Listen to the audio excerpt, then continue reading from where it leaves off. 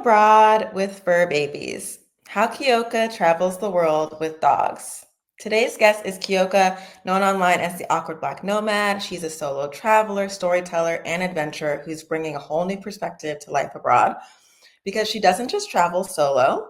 She travels with her two dogs, Frank and Bernie. We're going to talk about how she makes that possible, the myths that hold people back from moving abroad with pets, and the bigger story of what it means to create freedom as a Black woman abroad. Welcome to the OPTIMYSTIKAL show, home of the unconventional. If this video found you today, that is synchronicity. I'm your host, meesh, eco like the earth. Here you will find glimpses and deep dives into unconventional lifestyles. This is a place for the messy and the magic, for the green and groovy, for the cool and the conscious. Let's be wildly optimistic and unabashedly real. This is the OPTIMYSTIKAL show. Shake your ass, but watch your self-awareness. Let's go. Keyoka, welcome to the OPTIMYSTIKAL show. Thank you. Hi. I'm excited. You looked up my dog's names? Well, come on. Actually, okay, so I feel a Bernie connection. Our family dog is a Jack Russell Terrier named Bernie, and he just turned 15. And Bernie is such a good name for a dog. So I haven't seen a picture of them yet, but I think how I first got connected with you was you popped up on my Explore page on YouTube, and it was one of your travel videos with your dog. So maybe I have seen them, but I was just like, oh, this is a great person to connect with and follow, and here we are. Oh, well, thank you. So I want to start with the myth that stops people. The number one thing I hear from people when they say they can't travel or move abroad is, but I have dogs. And yet here you are out here internationally with Frank and Bernie. So I want to know, how did you first decide, okay, you know what, we're doing this together? So I didn't even think that it never occurred to me that I would go abroad for a year and not have them with me. So I knew I was going to leave. I ended up staying abroad for 15 months. And, I think when you don't have any other solution, you figure it out. You find a way. Absolutely. So what was your first international trip with them? What was it like? So we went to Ireland, and we just kind of stayed in Europe for the whole 15 months. It was a little frightening, I think. So I brought them in cabin with me. And it was a very long travel day, like having to adjust to being in the airport, using like the pet stations, and they're fine on flights, but my dogs do not like airports at all. So they were okay on the actual plane. They just slept the whole time. But when we were in the airport, it was Baby. very stressful. They were so stressed out. Yeah. Do they act similarly, or was like one more anxious or like having? I always say, like, my dogs are like from the hood. Like, they're really ghetto, like real, like they don't have no home training at all. Right. So, and I think having two dogs, they kind of play off of each other's energy. So when I have one by themselves, then they're like completely different animals. So like Bernie's a sweetheart and he's very timid and he wants to be held. And Frank is just kind of like, he's curious, but he's very independent. He likes to do his own thing. When they're together, it's gang gang. Okay. They're rolling up on people, on other dogs. They don't like, even like being in Europe with them, they don't like bikes. They don't like scooters. They're like really reactive at those things. So I was stressed out. I'm not going to lie. I was really stressed out. Yeah, that's a lot. But I mean, you've done it multiple times now. Is that correct? Yeah, I might be insane as well. Okay. No, I love it. Dog people get it. So let's move into the practical side, which is something I'm definitely curious about, and I think other people are curious about, and that is, what does it actually take to move or travel abroad with dogs? Mm-hmm. So you definitely want to get a health certificate, and you can only get one from a USDA certified vet. So it's only like a specific number of vets that can actually get you this certification. You have to be up to date on vaccinations and also rabies. And they have to be on some sort of like parasite prevention medication. And the specific requirements for each country is going to vary, but I think that's usually the general rule. So for me, I budgeted for that I budget yearly for their vaccination, so that wasn't a big deal. I think I had to get the dogs a microchip. That was new, and I planned to do that like anyway ahead of time, because I think you can only get the rabies vaccination and the microchip like a certain amount of time between each other. So I had to really Right. like plan that out to where I got the microchip first and then I ended up getting the rabies vaccination. Right. Yeah, that makes sense. I feel like we should be up to date on those things anyway, but I have Yeah. heard that the certificate can sometimes be a little bit tricky. So, did you ever have anything that held you up in the process, or was it kind of smooth sailing once you did the upfront things? Not held me up, but it is tricky to get the health certificate in time. So you can only get it, I want to say 10 days before your flight is like the earliest. Mm. Uh, so it's like if you book your flight and your certificate doesn't come back, so they have to actually send it off somewhere and then and you get it back in the mail. And if it doesn't come back in time, you could actually end up missing your flight. That hasn't happened yet, but I've gotten my certificate back like the day before I have to board a plane, Ooh. and it's a little nerve wracking. Now, once we got to Europe, I actually was able to get the dogs pet passports and to travel around the EU, and that made it a lot So cute. easier. That I know their little picture and they have a little book. It's adorable, but that made it a lot easier for us to get around in the EU. Okay, great. That's actually really, really helpful. I think something that really interests me is just how you've been able to. Well, what size are your dogs? Do you mind sharing like about their weight? They're Chihuahua mixes. So my biggest dog is anywhere between like 13 and 15 pounds, and my smallest dog is like 7, 8 pounds. Oh my, that's perfect for traveling. So did you feel like the airlines treated you differently depending on where you were going? No, I mean, I've seen videos online of people like taking their dogs out of the carrier and like, the dog sitting on the lap on the plane. I have never had that experience. Every time I'm on the plane, the flight attendants are like, they have to stay in the bag. They cannot get out at all. You cannot Period. like so they haven't treated me badly, I would say that. If anything, they'll sneak me snacks for the dog. They'll be like, what is it? Let me look in the bag. And then they give me like little Aw, cheese or crackers or something. And they're like, here, give it to the dog. I'm like, okay. But I love that. Love it. So if someone is listening and they want to take their dog abroad for their first international trip, what would be the first step that you would share with them?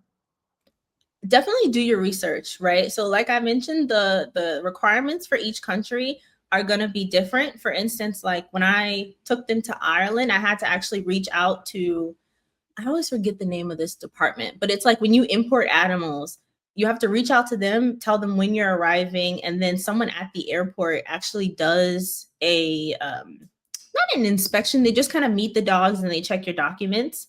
So and I think for every country it's going to be different. The basic things that you'll need is, like I said, a microchip, rabies vaccination, that health certificate, and parasite prevention. But yeah, just do your research. And I think also have more faith in your dogs, right? Like, I think I've seen a lot of people online be really afraid to travel with their pets because they don't think that they can handle it. I really think your dogs will surprise you. My dogs are rough riders, and when I tell you they just sat on the plane and I didn't hear a peep out of them the entire time. For like 6 hours, they just slept. Aw. They literally just, and they were fine. They didn't use the bathroom. They didn't whine. They didn't bark. They just slept. And then obviously once we got off the plane, they had to use the bathroom. Right. But They're like, let's go. they were like, okay. But, and these are like, I have little nippy chihuahuas. I can only imagine someone who has like a much better behaved animal. So I would say just have faith in your pet, and go out there and see the world. Don't let your pets hold you back. I love that. I love that advice so much. Let's talk about the deeper journey besides or beyond logistics. there's obviously an emotional side. So you're not just traveling, you're creating a whole lifestyle abroad and you're doing that with your dog. So I'm wondering, how has traveling with Frank and Bernie shaped the way you experience the world? I think I definitely have to consider them in a way that many people who travel solo don't have to. So, like, I have some friends that bop around and they'll be like, let's go to Thailand. Like, let's go. And I'm like, well, hold on. I have my kids with me, so I can't just get up and go. But it's just a moment of preparation. Like, it does take me a little longer to figure out logistics.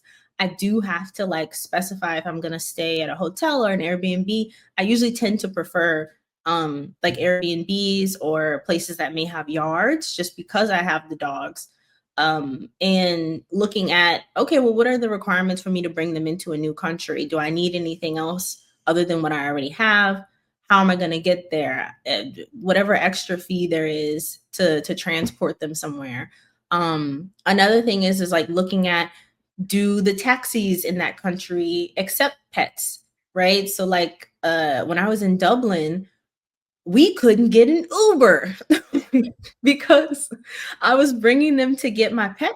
I got my pet passport in Ireland, and I called like 2 different Ubers, and once they got to me, I put in the notes like, I have dogs. They're in a carrier. But once they got to me, they saw the dogs. They were like, "Oh, I don't accept dogs in my car." I had to wait around for like 3 like it was a while.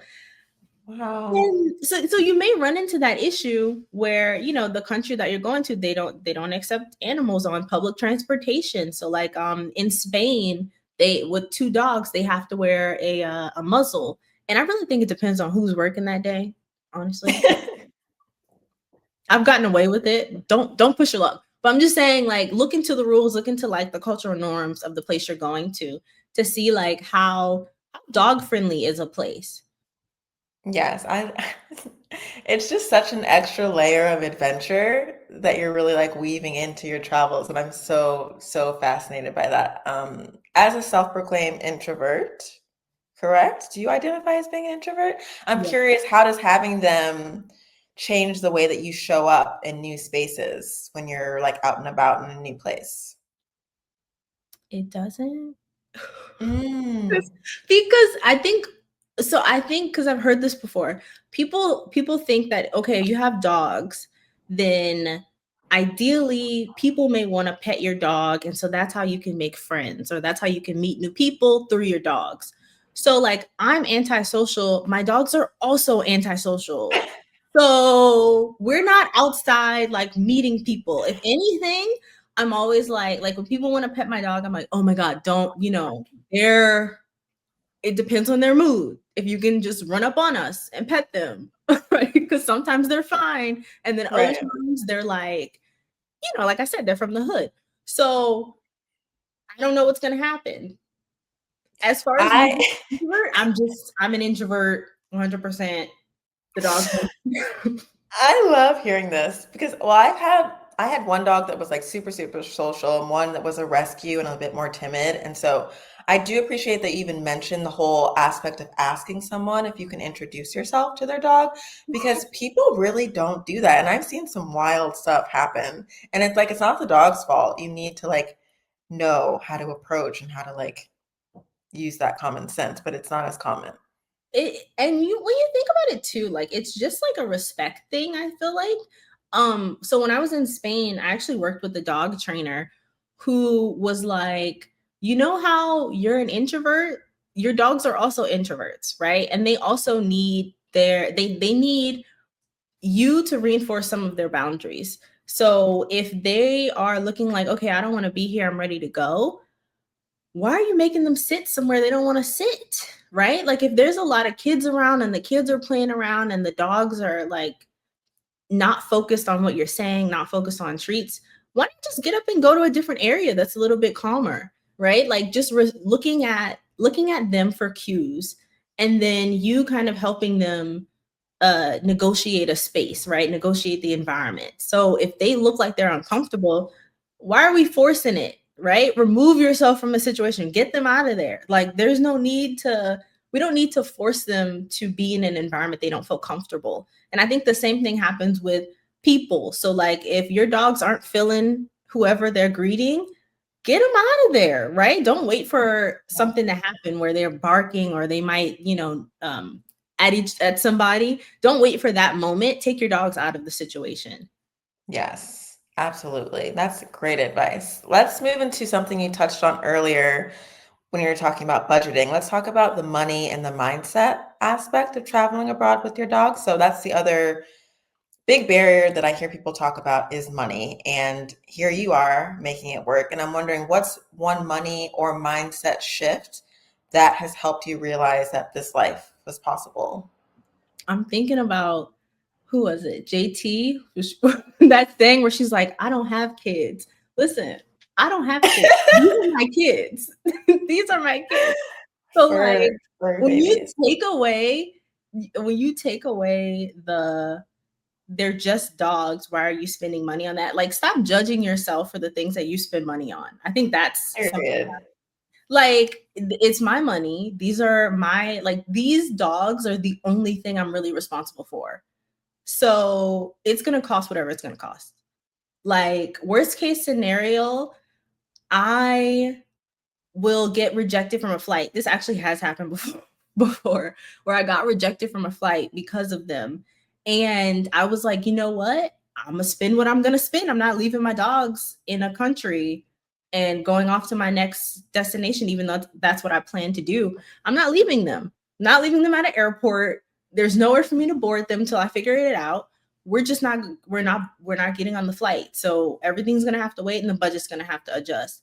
I'll take what there's Picky Girl Travels the World, Adelia. She always says, have your oh shit money. So like when something happens, you need to dip into the funds. Okay. You pull out that emergency fund and make it happen. Like, Yes, absolutely. Well, you're a unit. I mean, wherever yes. you, absolutely. So do you create a budget before you travel, or now that you've done it a bit, do you feel like you just kind of can know in the flow a little bit more?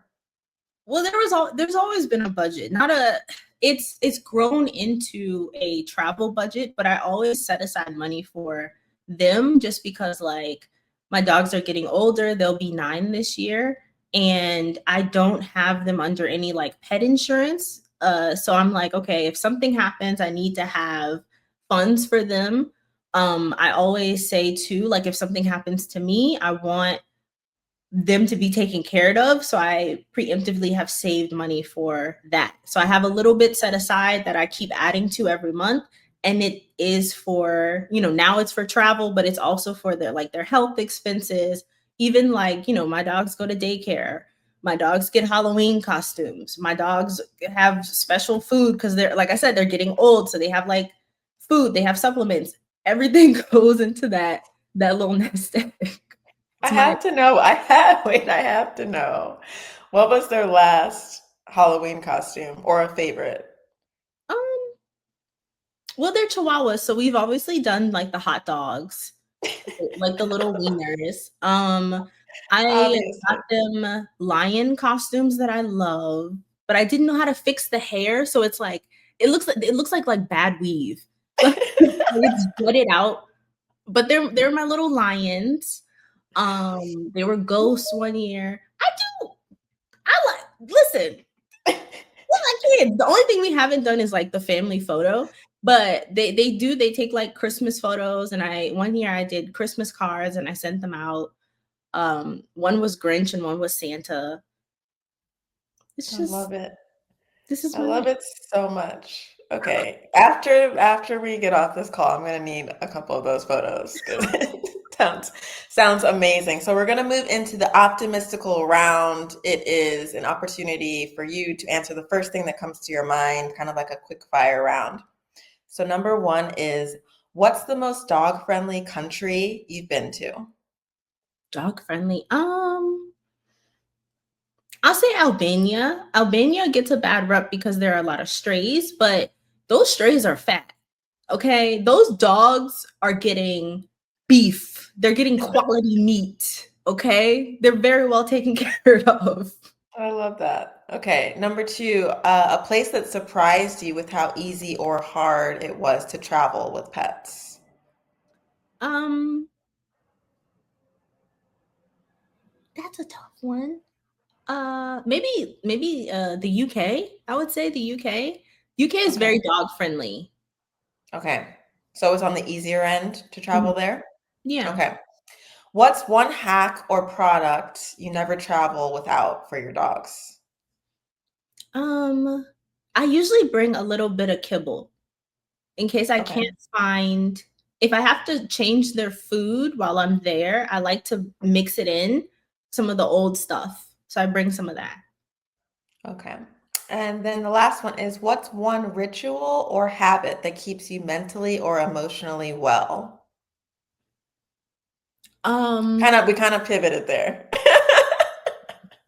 I do deep breathing a lot. Yes. Yes, I'm The always breathing is one of the most important things, and I feel like some days I'm just like, I forgot to like breathe. Like it yeah. sounds so You don't simple. you don't realize you're holding your breath. That's another thing. Yes. Like, you don't realize you're breathing labor. Like I think being in touch with your body and noticing like the different sensations has really helped me figure out how to regulate my nervous system a lot. Yes. Yeah. Amazing. And then the last thing I like to ask all my guests is what is one thing you are currently listening to, reading, or watching right now? Oh my God, I'm reading so many things, honestly. A Course in Miracles, The Let Them Theory, The Reformatory by Tanana Rive Do for my book club. Um, I'm always listening to something. Do you know Takey? No? Tayc. I might be saying it wrong. Tayc. That's not No, even, I would have, no. What kind of he's music is it? he's like a French singer. I guess it would be Okay. considered maybe Afro beats, but like I'm always listening to one of his songs I'm every gonna day. look that up. I'm gonna look that up for sure. You know, I DJ, so I'm like always looking for new things to bring into the repertoire. Okay, I'll look that up for sure. He's alive. Ah, amazing. This has been so good. I feel like a lot of people listening are going to rethink what's possible for them and their dogs. I mean, this is something I've been asked about, so I'm so glad I could bring someone on with expertise. And can you please share where people can connect with you, learn more, and join the Awkward Black Nomad journey? Awesome. I am the Awkward Black Nomad on YouTube, Instagram, TikTok, but I don't really post there. And yeah, you can look me up online and yeah, reach out to me on Instagram. Amazing. And I'm going to have all of this in the show notes. So that's it for this episode of the Optimistical Show. And remember, the biggest limitations are often the ones we don't question. And Keyoka's story proves you can bring love, freedom, and even your pups along for the ride. See you next time. Paz y amor. Thank you so much. Inside my Thrive method, we build your personalized path from choosing your ideal country to landing the job and preparing your life for the leap. If you're ready to earn more, work less, and live well abroad, head to the link in the show notes to apply for coaching or learn more. You can thrive abroad, and you don't have to figure it out alone. So you found my cozy corner of the internet. Stay a while. To learn more about what's happening over here, download my free PDF, 9 Ways to Explore an Unconventional Lifestyle. I welcome your comments and shares. Let's keep the curiosity and connection going. Thank you for joining me on the Optimistical Show. And remember, shake your ass, but watch your self-awareness. Paz y amor.